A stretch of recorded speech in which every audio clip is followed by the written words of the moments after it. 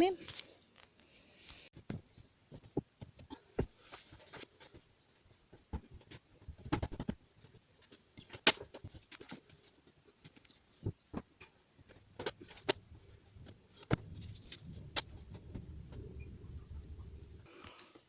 Ça devrait être illégal d'être aussi laide. Je suis réveillée depuis 3h30 du matin, parce qu'à 3h30 du matin, mon chat a décidé de m'éternuer dessus. C'est nouveau comme manière de me réveiller. D'habitude, elle miaule pour qu'on lui ouvre les portes, ou alors elle essaie de monter sur ma table de chevet qui est pleine de bazar, et de s'y installer, et du coup elle fait tout tomber. M'éternuer dessus, c'était nouveau. J'avais jamais connu ça avant. Je sais pas si je dois être flattée ou un petit peu dégoûtée. On est samedi. Pas le samedi des derniers rushs que vous avez vu, non, le samedi la veille du jour où je suis censée mettre en ligne ce vlog. Demain 10h30, vous êtes censé avoir cette vidéo, je suis pas sûre qu'elle arrive à l'heure. J'ai pas eu la force de filmer quoi que ce soit cette semaine, j'ai pas non plus vraiment eu la force d'écrire, ça n'a pas été une semaine facile, moralement parlant. Mais, je suis en vacances pendant une semaine et demie, donc du coup on va essayer de rattraper tout ça. Alors je pense pas rattraper une semaine d'écriture en une journée, juste pour vos beaux yeux, ça me semble pas très possible, parce que je crois que nous avons pratiquement 9000 mots de retard. Peut-être que l'objectif était trop élevé, je sais pas, il l'était sûrement, mais nous avons atteint cette semaine quand même les 30 000 mots. Je suis désolée, hein, j'ai beaucoup de mal à me concentrer, je bégaye et tout, c'est difficile de regarder le retour parce que j'ai l'impression de voir un monstre dans le retour, c'est voilà, ma vision de moi ne s'arrange pas jour après jour. Je me trouve monstrueuse. Je disais donc, ça fait des mois que j'ai pas atteint les 30 000 mots en un mois. Donc du coup, déjà là, c'est une petite victoire plutôt sympa.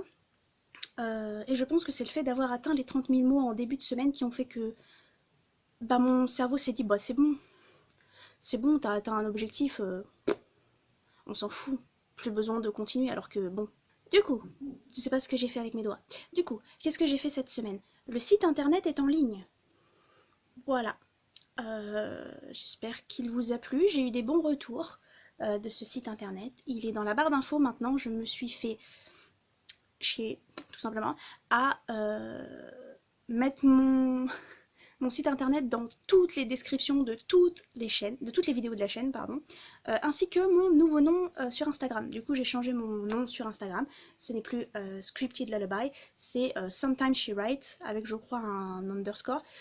C'est également dans la barre d'infos. Je me suis également fait chier à le faire mettre dans toutes mes vidéos. Et je me suis créé un Linktree. Je crois que ça s'appelle comme ça. Si vous ne savez pas ce que c'est qu'un Linktree, c'est un site internet en fait dans lequel on référence tous nos réseaux sociaux. C'est-à-dire que là, si vous allez sur mon compte Twitter ou mon compte Instagram, dans ma bio, vous avez un lien. Et ce lien, il va vous amener sur une page où vous avez le lien de ma chaîne YouTube, le lien de mon site internet, le lien de mon compte NaNoWriMo, le lien de mon Goodreads, nanana. Ça empêche de mettre tous les liens dans une barre d'infos ou même d'en choisir qu'un parmi tous ces liens, ça les réunit tous au même endroit. Du coup, si vous êtes nouveau sur cette chaîne et que vous avez survécu à l'horreur qu'étaient ces premières minutes, hein, qui ne servent à rien, sachez que vous avez dans la barre d'infos tous mes liens pour me suivre sur les réseaux sociaux, et sur mes autres réseaux sociaux, vous avez le lien de mon Linktree pour me suivre, voilà. Ça me ferait vraiment plaisir de vous y retrouver. On y parle écriture, et lecture principalement. En parlant de lecture, il est arrivé. Il est super beau. Je suis jamais vraiment très fan des couvertures de Nisha, etc. Mais alors celle-là, je la trouve vraiment très jolie. C'est le roman de Birdie Lee. Vous êtes censés connaître maintenant mon amour pour Birdie Lee. Maintenant dans ma palle, j'ai 2 livres de copines et j'en aurai bientôt un 3e parce qu'il me semble que le tome 2 de Mémoire de Tirgoth de Jo Riley Black sort dans 2 mois, je crois, ou quelque chose comme ça. Il me semble qu'elle vient de l'annoncer. Donc, la palle des copines s'agrandit. Je sais que j'avais dit que je lirais Hémophilia assez rapidement, dans le premier vlog, je crois que j'avais dit que ce serait ma prochaine lecture. J'ai lu plein de trucs entre temps. Je vais vous lire les copines, vous inquiétez pas. Le seul souci en ce moment, c'est que... Comment expliquer ça? Lire des copines et lire des auteurs qu'on ne connaît pas et qu'on ne rencontrera jamais, ce sont 2 choses complètement différentes. Pour moi, quand je lis des livres, je fais pas gaffe à l'auteur, je m'en fous un petit peu. Le fait qu'il y ait une personne derrière l'objet livre, c'est très lointain pour moi. Et ce qui fait que quand je lis un livre et que je suis jalouse de la plume et que je me dis «Oh, ce que t'écris toi, c'est de la merde, ce livre est tellement bien», ça reste très lointain. Je sais pas si ça a du sens ce que je dis. Alors que quand je lis des livres de copines et que je me dis clairement ce qui m'est arrivé à chaque fois que j'ai lu un bouquin de Birdie Lee, hein, ou que j'ai lu Jorah Ellie Black, ou que j'ai lu Ophélie Mesterou, pardon, excusez-moi, je me suis trompée de nom, ou que je lis Élisée Raven, par exemple, et quand je lirai Hémophilia, en fait, je les connais, ces filles. Du coup, il n'y a pas ce sentiment de lointain quand je me dis putain, elles écrivent trop bien et toi, c'est ce que tu fais, c'est de la merde et tu seras jamais publié. Parce que c'est pas lointain, c'est en face de moi, dans mes SMS, dans mon WhatsApp, dans mon Twitter, c'est des filles avec qui je parle quotidiennement, on va se le dire, des personnes avec qui je parle quotidiennement, des personnes avec qui j'échange beaucoup d'écriture et avec qui j'ai des conversations absolument géniales et dont je suis très fière et très contente pour elles et qu'elles méritent et que je veux vraiment avoir une étagère uniquement de mes copines. Mais il n'y a pas ce sentiment lointain je ne saurais pas expliquer. C'est très proche et en fait trouver qu'elles écrivent bien, qu'elles écrivent bien, je suis pas sûre du français là, trouver qu'elles écrivent bien, et ben ça me touche encore plus personnellement parce qu'il y a un côté de moi qui est très fier et un côté de moi qui me dit Cécile, t'es vraiment qu'une merde. Voilà, et tu sais pas écrire et jamais personne ne voudra publier tes romans. En parlant de personnes qui veulent publier mes romans, on est en plein dans les transitions en ce moment. D'ailleurs, sur ce sujet-là, Birdie Lee, elle a fait une vidéo super intéressante sur sa chaîne. Je sais plus comment elle s'appelle maintenant, sa vidéo, parce que sa chaîne c'est Birdie Lee. Vous la retrouverez en barre d'infos aussi, sa chaîne, elle est tous les jours. Elle est dans toutes mes vidéos en barre d'infos.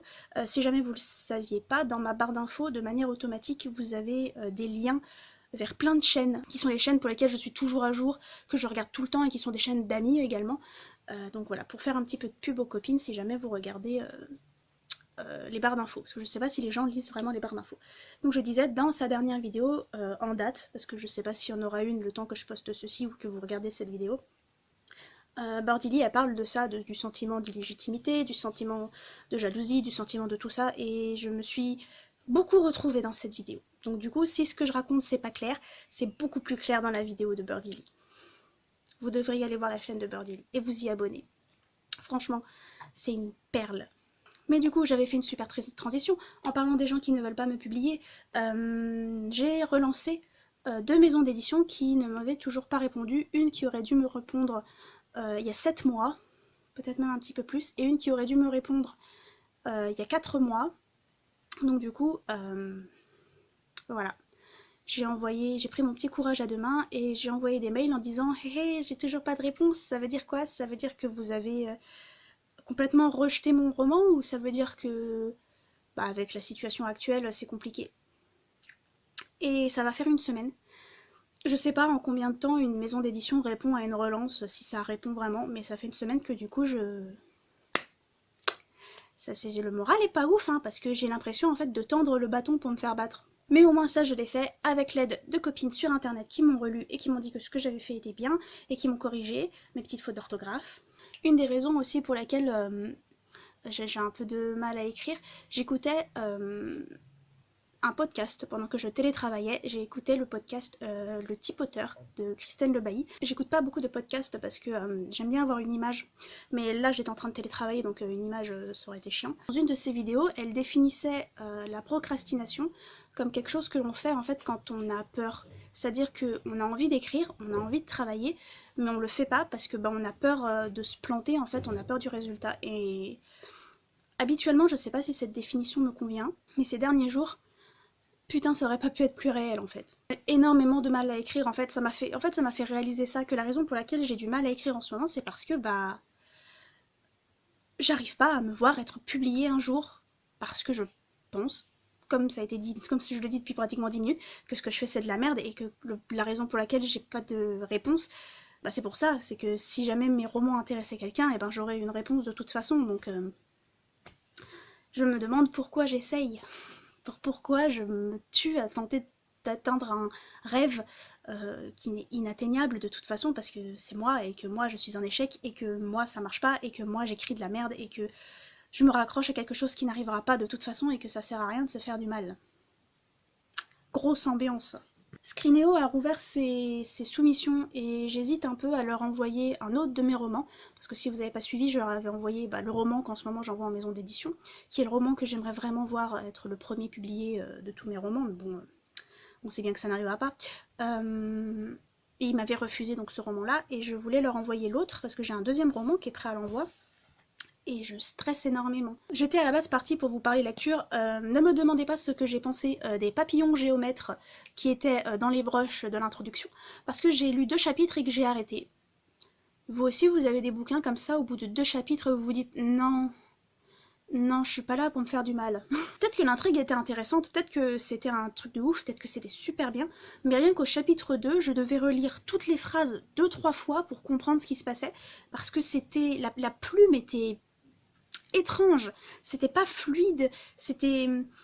Je sais pas, je ne comprenais pas ce que je lisais, et je me suis dit, j'ai pas envie de forcer, j'ai pas envie de faire plus, j'ai envie de lire un truc sympa, j'ai envie de lire un truc qui me plaira dès le début, et que j'ai pas besoin de suranalyser les phrases pour en comprendre le simple sens en fait. Du coup j'ai commencé Le Chant du Loup de TJ Klune, que tout le monde me disait de lire, que tout le monde me disait si t'aimes les loups-garous, lis ce roman là, et puis que donc tout le monde parle. Et j'ai beaucoup de mal, c'est-à-dire que je trouve que c'est très bien écrit, c'est pas un problème, mais il y a quelque chose qui me met extrêmement mal à l'aise dans ce roman. Pour le moment j'ai pas encore réussi à mettre le doigt dessus, mais quand j'aurai mis le doigt dessus je vous le dirai. Mais c'est pas une galère à lire, hein. J'ai lu 100 pages au travail hier. Du coup, là il est 9h30 et qu'est-ce qu'on va faire pour essayer de se mettre dans le bain? Déjà je vais faire ma leçon de norvégien parce que sinon je vais oublier et si je perds mes points ça va m'énerver. Ensuite je vais me faire une to-do list. Pourquoi pas, comme celle que j'ai fait au début des rushs d'introduction, enfin bref, parce que ça me motive un peu et parce que... voilà. Et ensuite, on va essayer de se mettre à écrire. Ce serait bien.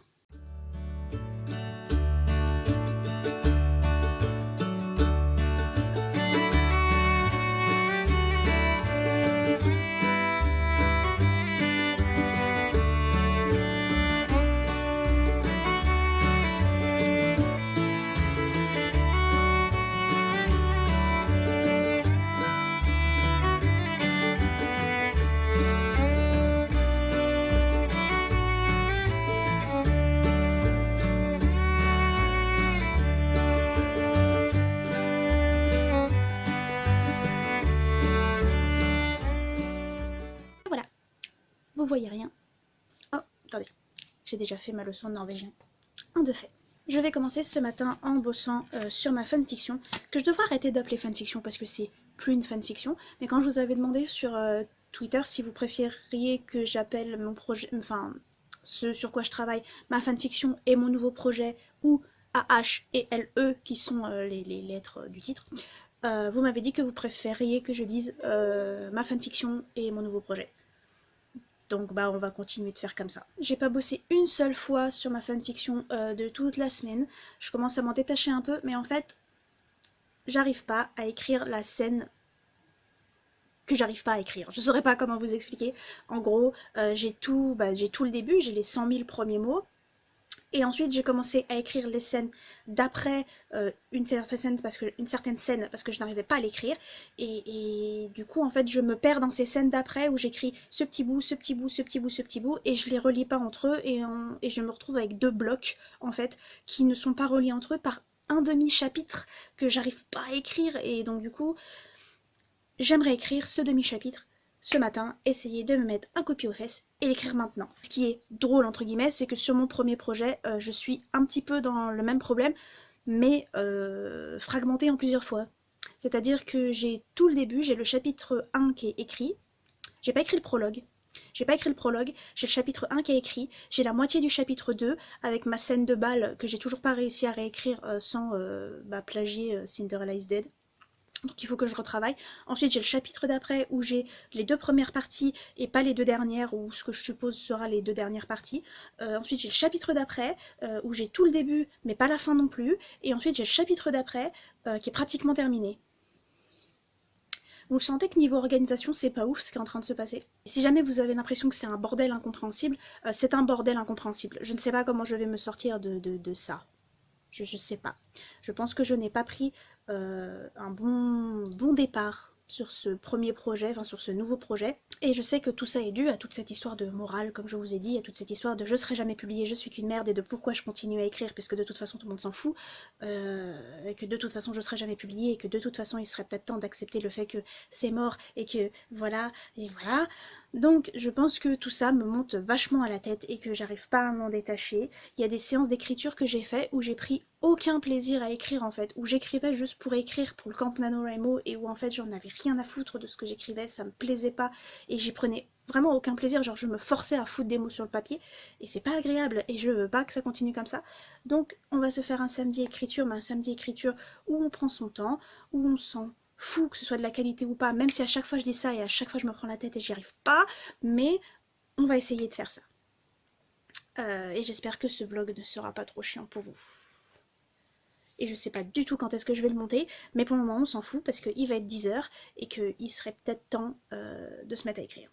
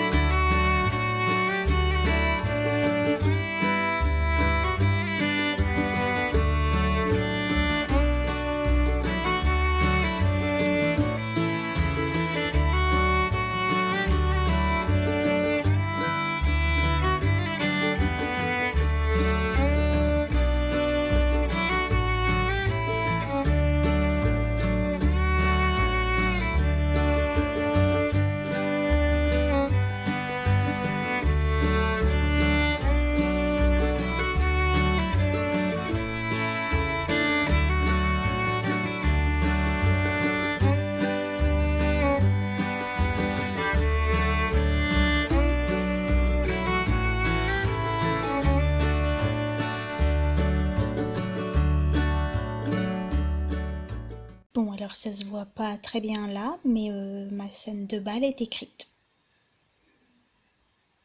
Elle est quelque part par là. Si elle est dans ce petit bazar là. Je sais même pas si vous voyez mon curseur. La fin de chapitre que je n'arrivais pas à écrire est également quelque part par là pour ma fanfiction. Je vais enfin pouvoir commencer à travailler sérieusement sur le chapitre 21. Bon, je sais que je devrais être encore en train d'écrire et que ça, c'était pas sur ma to-do list. Mais honnêtement, vous avez vu cette merveille ou pas encore? C'est ma maman qui me l'a offert pour mon anniversaire. Et je n'ai pas encore eu le temps d'essayer de le faire. Je ne sais pas si vous l'avez déjà vu sur internet. C'est un puzzle, hein, mais avec des formes très étranges. Je sais pas si vous voyez bien, la lumière est bizarre. Et certaines formes sont en forme d'animaux. Voilà. Quand elle l'a acheté, ma mère a dit qu'elle était un petit peu déçue parce que déjà il est tout petit et parce qu'elle pensait que toutes les pièces étaient en forme d'animaux et pas juste quelques-unes. Mais on va voir ce que ça donne. Je vais être honnête avec vous, j'ai pas la moindre idée d'où commencer là. Je n'arrive même pas à déterminer qu'est-ce qui est un bord et qu'est-ce qui n'en est pas.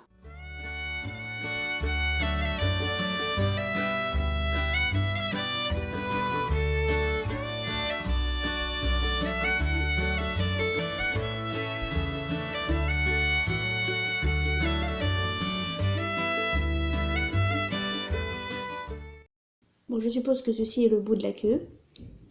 Et je suppose également que je vais devoir vraiment me servir du modèle pour m'en sortir. Parce que là, je vois pas trop comment. Il y a des couleurs partout, des formes partout. Je sais pas. Je viens de trouver une grenouille. Je sais pas, ça me rend heureuse. Entre les formes et les couleurs, j'arrive vraiment pas à me retrouver dans ce petit bazar coloré. J'ai l'impression que vous voyez pas bien.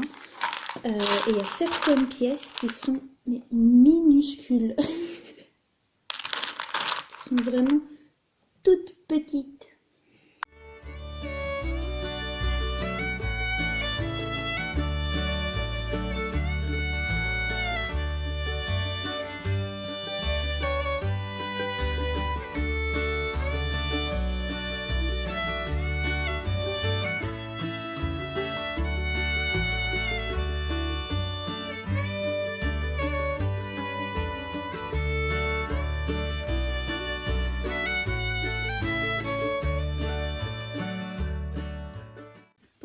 c'était pas si terrible comme journée.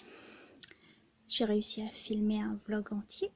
J'ai écrit un petit peu plus de 3000 mots. J'ai écrit ma scène de bal et la scène qui me bloquait dans ma fanfiction, donc ça devrait peut-être, on espère, repartir correctement. J'ai regardé Shadow and Bones, il reste 3 épisodes. J'ai regardé Doom Patrol avec ma petite sœur aussi. Et là, j'ai pas la force de monter ce vlog. Donc du coup, je pense le monter demain matin. Et on croise les doigts. Si j'y arrive, on croise les doigts. Pour qu'il soit en ligne demain matin. À la bonne heure, parce que sinon il sera en ligne demain, mais il sera juste pas à 10h30. Voilà. J'espère que ce vlog aura pas été trop chiant. C'est pas le meilleur vlog de cette série, quoique je suis pas certaine de faire des bons vlogs. Et on se dit à la semaine prochaine pour le dernier vlog du Camp Nano. Est-ce qu'on va atteindre les 50 000 mots? Non. Mais si on atteint les 40 000, ça pourrait déjà être pas mal.